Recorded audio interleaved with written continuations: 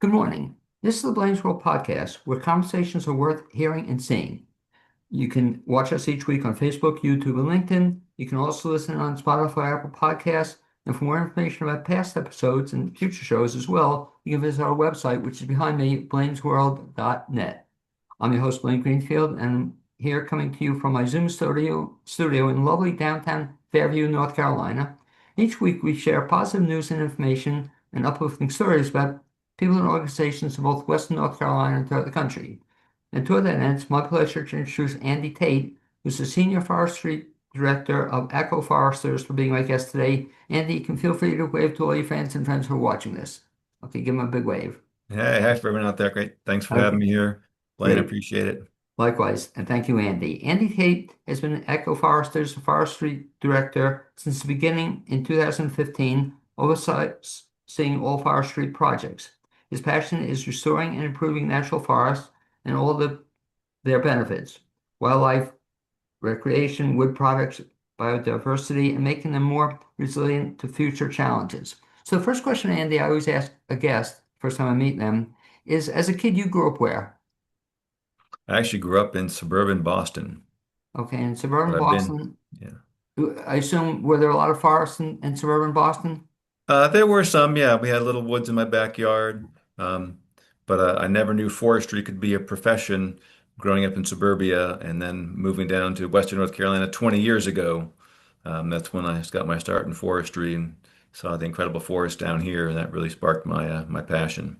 Well, talk about the start. So when you were a kid growing up in Boston, did you like playing in the forest? Did you like playing Oh in the yeah. trees?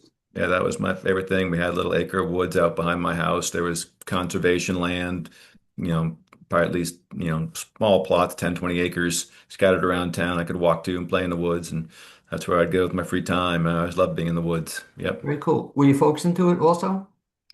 Not as much. Yeah, no, I grew up in a family. We didn't go camping as a family, and I got into that a lot more as I got older into my teens myself, but it was something I came across on my own. So Again, I had you no idea forestry was a profession. so you mentioned you came to this area, what, about 20 years ago? Yep. And so how old were you then? Oh, you're making me confess things. I was 37 years old 20 years ago. Okay, wow, it could have fooled me. So you saying became interested though, that's when you first became interested in this as a profession? Well, I first became fully aware of it as a profession. Yeah, I helped put my wife through grad school in forestry, and I was like, okay, I want to do this too. So that's when got me going on it. So before that, had you had other professions or careers? Yes, I was a high school teacher for 12 years. Okay, well, Yeah, I've been a teacher as well. And what did you teach? I taught health and math. So boy, that was quite a shift then from being a teacher to then becoming a career in forestry. Yeah, yeah. What was your first job in forestry? Um, yeah. So I worked a couple different jobs. I guess the first real full-time forest job I had was actually with the National Park Service at a Carl Sandburg Oh, National okay. Historic Park down in Flat Rock. As their forest technician, helping them control invasive plants and prune trees, manage the trails, and keeping the forest healthy there.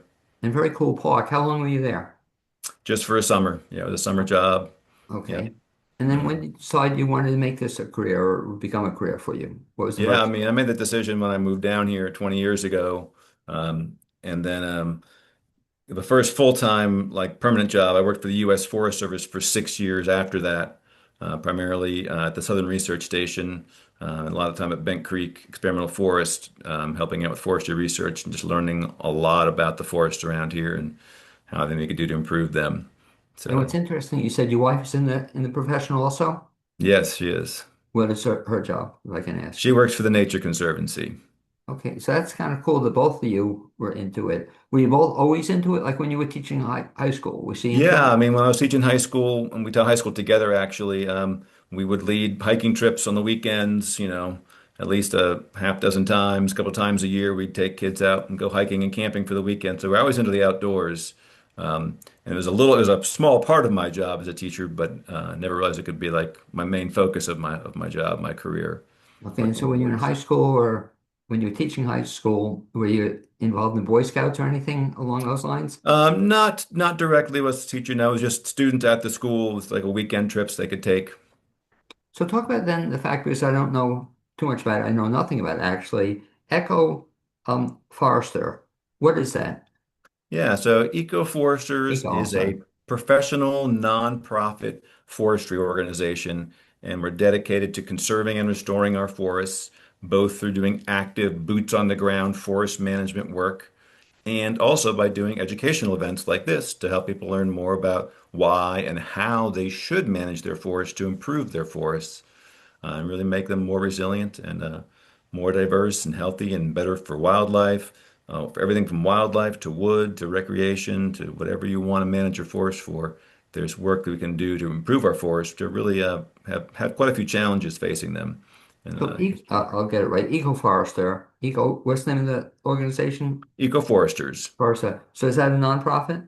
Yes, we are a nonprofit, and we are also a professional for we do both fee-for-service work for landowners and we do free educational events, and we also have funds to offset costs for those that need it to do the forestry work that's really needed around here.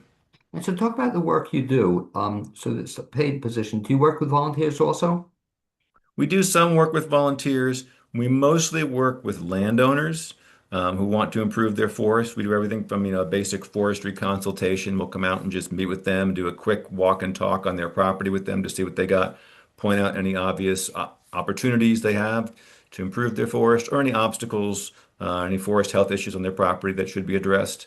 And then if they want to go deeper, we can write a full-blown forest stewardship plan which gives them detailed instructions as to what they should do, where they should do, and how they should do it to help them improve their forest. And we also then, of course, have two 5-person crews that are out in the woods every day, mostly doing things like non-native invasive plant controls, the main thing they do, but also doing some light thinnings to improve forest health and encourage things like oak that really need some help out there to be sustained. So how does somebody decide, like if they want to get into this, for example, they have a forest in there on their Mhm. land. They contact you at that point in time and then you come out for a visit. How does that work? Yep, yeah, that's basically it. Yeah. Anyone who owns forest lands, welcome to contact us. You can reach us, our website is ecoforesters.org. You can easily Google us and find us there, phone number and an email address too. And yeah, they just contact us and we can come out and usually give them a free consultation to start with and see where it goes from there. And what is actually forest land? How do you define it? Yeah, it's forest land. It's land that has trees growing on it. There are some, minimum amounts of trees. It has to be predominantly tree covered. It can't be, a tree in a yard. We don't work in landscaped areas where you're mowing underneath them. It has to be an area that's left in a natural condition. And there are, a significant number of trees per acre out there to have it be a forest, not just occasional yard trees or street trees. It's more Yeah. natural areas we're working in, again, not landscaped areas, and usually So, larger areas. Most of our landowners have actually, most of them have 20 or more acres. We'll work down anyone who has, even 10 acres or so. We'll work with people that have smaller forests too. so if you own land and you have a forest in there, are there restrictions as to what you can do or cut down, or you can do anything you want with it? No, North Carolina is a very strong property rights state. Forest owners can do whatever they want to do with their forest. Yeah, they can clear it and put something else up there. They can do whatever they want with it. So we try and work with people that do want to conserve their forest and keep their forest. It's kind of the first rule with sustainable forestry. Whatever you do, you're going to keep that forest there for the long term. So even if someone wants to do a sustainable timber harvest and harvest some of their timber to make some money, and it can even be done where they can do some timber harvesting and make it ecologically beneficial, make the forest more diverse. But they have to guarantee the forest is going to come back at least as good as it was before, and hopefully can even come back better. A lot of our forests have been really misused for a long time and are not in great shape, to be frank.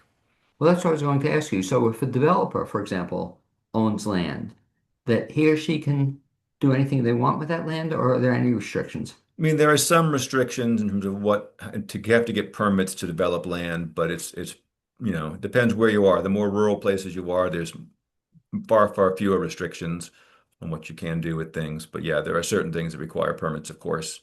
In terms of the forest land, someone, if they want, has a forest, they're free to clear the forest. They want to clear the forest. If they want to develop something else there, that does require some permits, of course. So I've been in developments where they had cleared forests, and that's the procedure. So if a landowner wants to do something with the land, what do they have to do? They have to contact you, or they have to contact Oh no, someone no, else? that's all. The permits is all goes through the state, and we've nothing to do with that. But there are They're either it's that's usually state or county or city level, depending on what the government jurisdiction is that allows for permitting of developing the land and changing it to some other, human-based use. Now, a friend of mine was interested in this in terms of his land. He has a forest in his land. How profitable is it to do something with the wood or the timber in your property? Can you make money on this, or is it worthwhile thing to do? Yeah, yeah, you definitely can make money on doing sustainable timber harvesting. Probably the biggest financial incentive we can offer to landowners actually though is if you have a forest stewardship plan on your property, and you have to own at least 20 acres of forest to qualify for this, you then can actually get a major property tax break if you agree to follow a good forest stewardship plan to maintain your forest. And that includes even doing timber harvesting on it. And that can reduce property values dramatically. I mean, depends on the property value. Some places around here, land can be worth, $10,000 an acre just for some forest on a mountainside. Um, and that's for the development value of it if they were to sell it and put houses there. However, if you keep it in forestry, you can make a lot less money than that in forestry. Forest land is probably worth no more than about $400 an acre is the most you can make off it kind of on an annual basis from timber harvesting. So therefore, if you agree to put it in this forest use value program, it's called the present use value program in the forestry use, it reduces your taxable value of your land to no more than $400 per acre, which is really a dramatic, oftentimes 90% or more property tax reductions if you manage your forest sustainably in North Carolina. And most other states have very similar programs because otherwise the value of land has gone up so steeply around here that people can't afford to keep, larger forested acreages because the taxes keep going up and up on them. So this allows them to lower the taxes and keep them low as long as they keep the land forested and manage the forest in a sustainable way. And that's what my buddy was interested in doing. But let me ask you, in this state, so how does somebody get smart about that? In other words, they have property and li- they have timber on it. How do they, if they want to get into this, do they contact you or they take Mhm. course or they, like, Yeah. is that what you study in college as well? Yeah, yeah, it's a big part of it. All you have to do is contact either EcoForesters. You can also contact other foresters. Even the State Forest Service can get you into this, what's called the Present Use Value Program, to get those major property tax savings.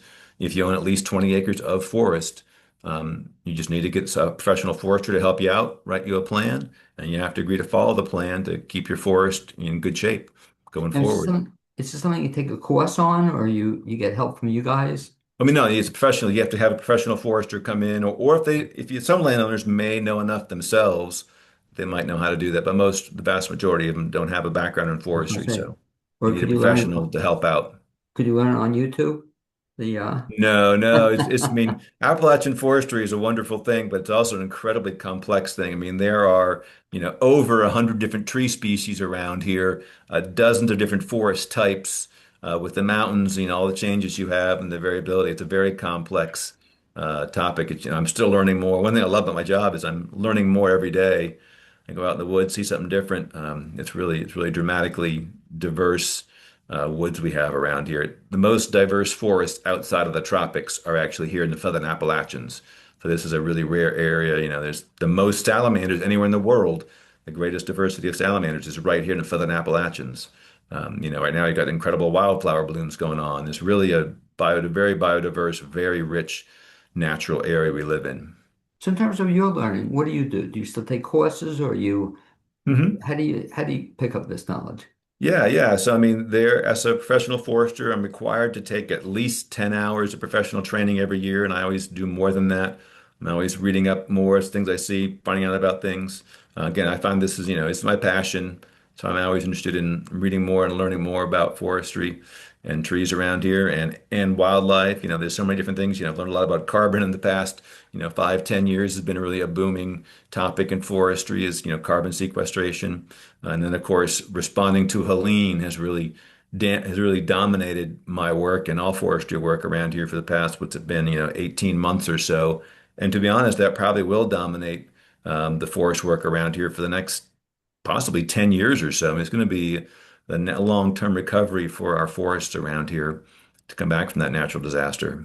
Well, the problem also with here, before we had that natural disaster, we had the was it the problem with rain? And does that how does that affect forests? The lack of The rain. recent droughts we've Yeah. had. And Yeah, yeah, having it it definitely before. does. Yeah. And one of the things, we actually have people actively manage for is to help create a forest that's more drought tolerant. Certain trees like oaks and hickories and yellow pines are very drought tolerant. So we're trying to favor and encourage those species because we're probably going to see more frequent droughts with climate change coming around here. So we have to help prepare our forests to be ready to withstand these more dramatic shifts in weather we're having. And droughts are going to become more common. Of course, droughts lead to more fires. That's when we have, our fires are usually not a huge problem around it, but during a time of drought like we had the past month or two, fires have become a major issue around here. And that's when they burn, that's when they happen and do the most damage when we have droughts going on. So we're also working with people on making sure that they're being fire wise and their forests are adapted to fire as well, so the forest can withstand fire. And again, those same trees I mentioned, a lot of trees that are drought tolerant are also fire tolerant, and some of them are even fire adapted and benefit from fire. So the tricky thing with forestry is that, a low intensity controlled or prescribed burn can actually benefit a forest and make it more diverse because one of the problems with forests around here is, for the past 100 years, we really have forbid forest fires and had strict suppression policies to stop because there were some bad forest fires, but we weren't realizing that there were a lot of good low intensity fires too. And we stopped those too. And now we're just starting to reintroduce fire to the landscape and do prescribed burns, which actually reduce wildfire risk. If you can do a controlled low intensity burn, it burns up some of those fuels, helps wildlife, helps those drought and fire tolerant plants like oaks, which is the keystone species for wildlife. So it really benefits a lot of forest things by doing a good low intensity burn. And even here you talk about it, it's interesting in terms of that's part of the learning process because you wouldn't think to have burn to actually control it, but I guess you have to learn now, even something like that. How do you learn that? Or even how did you learn it? Yeah, that's a whole other specialty. But anyone in forestry school will learn the basics of forest fire. There's a little bit about fire suppression, but also a lot about, again, doing controlled prescribed burns. And I myself am not an expert on it. There are people that actually specialize in this and are experts in doing forest fires and controlled fires. And they call it prescribed burn, where they're intentionally burning the forest under carefully prescribed conditions to make it beneficial to the forest. So there's a whole separate specialty of forestry that focuses on either wildfire suppression and or prescribed fire. And that is not my specialty, my particular expertise, but I certainly have studied the basics of that as all foresters do. Because I'm It's amazed. I even just see our neighbor, they don't have a forest, but they have controlled burns, and I'm amazed that they do it, right next to our house. But I guess Yep. you have to learn how to do that. But it can be safe. Oh yes, yes, it can be safe. They should get a permit for it. They usually have to write a plan to do it, so they know Right. that you have to do it when it's not too dry, not too hot, not too windy, so that things won't get out of control. But yeah, you can burn meadows and old fields and all kinds of things can really benefit from being burned. The natural areas were burned around here for thousands of years. The Native Americans, the Cherokee, were burning things around here for thousands of years, and because they saw the benefits of it, I and always that get upset with is my neighbors, though. They never told me beforehand because I would bring out yeah. my marshmallows. Let's wait for a marshmallow roast.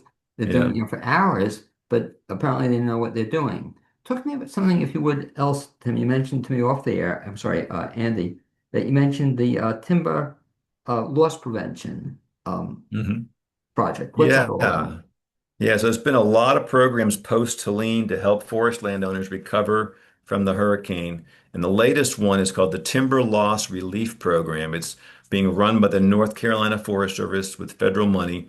And essentially, it's paying forest landowners who had valuable timber that was damaged by the hurricane. So if you had at least 10 acres of contiguous forest where at least a quarter of the trees were knocked down over those 10 acres, you actually can get a payment for the partial value of those trees that were lost. So they're basically going to pay you for losing some value in the timber that was knocked down.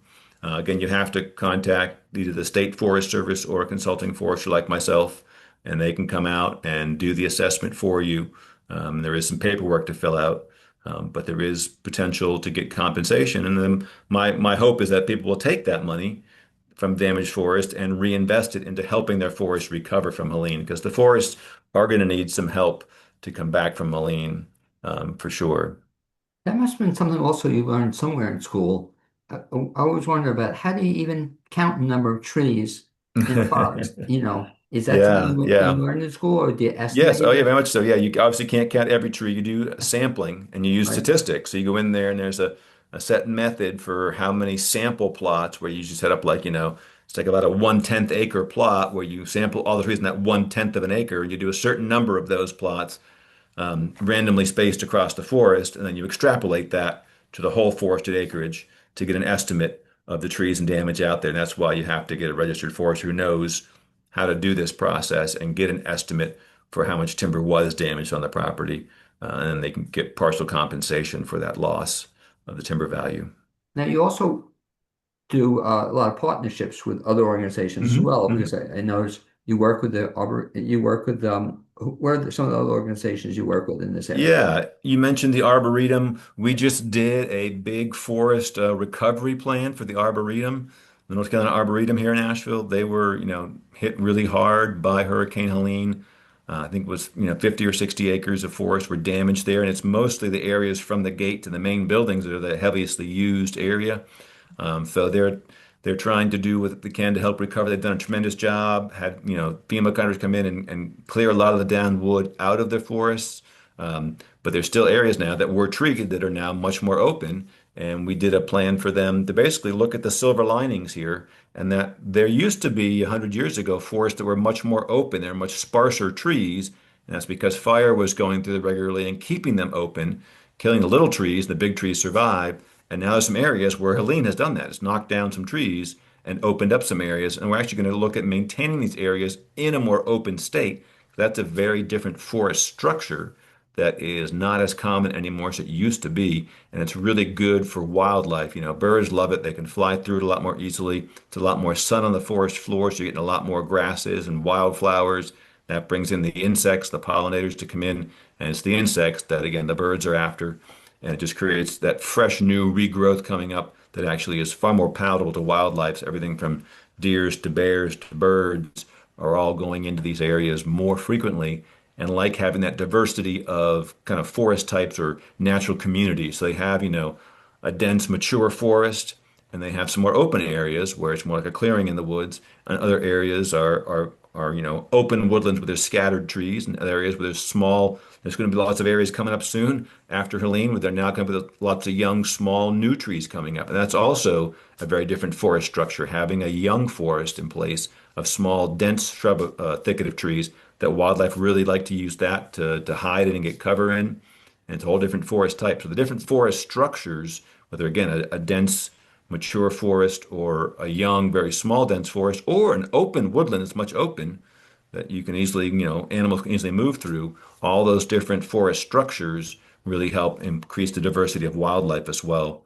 And we're part of our landscape, 100 years ago or more, there are much less so now because a lot of the forests, again, fire doesn't keep them open and there's less kind of natural disturbances. Before Helene came, Helene has now really created a massive disturbance for us. But there are some silver linings in the different forest structures that have been created post-Helene, and we can really need to manage those to keep those in good shape and make sure they regenerate well. Non-native invasive plants are going to be a major issue post-Helene. All this new growing space, a lot more sun coming in. If you had non-native invasive plants in an area where the native trees were knocked down, those invasive plants, let them were shrubs or vines in the understory, are now getting full sun. They're really going to take off and can really expand and invade even more and cause a lot more damage. So controlling the non-native invasive plants in disturbed areas is going to be really important. If somebody wanted to get into a career in forestry, what would you tell them, or what steps should they take? Yeah, it's really two things. One is, get some training, some degree. There are a number of programs out there. Almost all of the large state schools, whether it's NC State or Virginia Tech or University of Tennessee, University of Georgia, Clemson, all have forestry programs. Those big state schools have forestry programs to get official training in it. And once you have that, you're networked in, and it's really important to get networked in because forestry is a pretty small community. I would I know imagine. most of the forestry people in the area. So if you know some people in that community, it helps a lot, and they can connect you around to a lot of other people from there, and it really helps to have a great network to go through because it is a pretty small world. What about people who do, tree? cut tree limbs and take Hmm. care of trees. Is that a Yeah. good way to get into the field or to learn about trees? Yeah, that is a good way to get your foot in the door. Arborists who work on single trees, they're the ones who work on the Right. trees, street trees or trees in your yard, making sure they're pruned up properly, have a good structured, healthy single tree in your yard. That's a good start for it. Forester is definitely looking at, bigger areas of, all trees and looking more at a big picture of making sure the forest overall is healthy and you have a really good mix of trees on your property in terms of species and sizes and health and all those things and supporting all different kinds of wildlife, whereas the individual trees a different focus on things. So if you're There's a so lot of those out here too, a lot of arborists in town. right, but I'm so impressed with them and the work they do, and that's Hmm. I guess do you also do some of that in terms of do you go up in trees at all? No, we don't do arborist work and we don't work Gotcha. on street trees or yard trees. We work in natural forest areas where there is the trees are dominating that part of the land. We work in those areas and it's much more of a bigger picture thing. What is the mix of trees? The hundreds and thousands of trees. You have hundreds of trees per acre usually in an area. So we try and get a good mix of trees that are going to be well adapted to support wildlife, to store carbon, to be timber value, whatever the landowner's goals are to make sure their forest matches their goals on things. But it's a little And, different than the arborist focus on a single tree. and not necessarily eco-foresters, but are there volunteer opportunities in the field for people to get experience? Yeah, there are. That's again, we haven't developed a volunteer program ourselves because it takes time to manage Sure. one, and we don't have that time, and some of the work is not well suited to that. But we do work with landowners who want to volunteer, who want to work on their property and want some help working on their property. They actually can come and volunteer alongside us on their property. That's one thing we do with landowners, kind of work with them.